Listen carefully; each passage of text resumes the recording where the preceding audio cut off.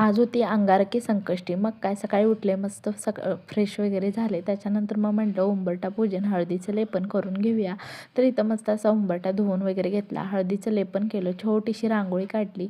तिथून आत आले तर मस्त अशी देवपूजा देखील केली. तसं तर नेहमी देवपूजा करतात, पण आजची देवपूजा मी केली होती आणि खूप छान देवपूजा झाली होती. फुले वगैरे घातले. त्याच्यानंतर मग बटाटा देखील बनवला, शाबू बनवली. सकाळीच हा मी शाबू भिजवत घातला होता, कारण रात्री माझ्याकडून राहून गेलं होतं. तर सकाळी 1.5 तासामध्ये असा मस्त शाबू भिजला होता आणि मोकळी सुटसुटीत अशी शाबू देखील बनवली.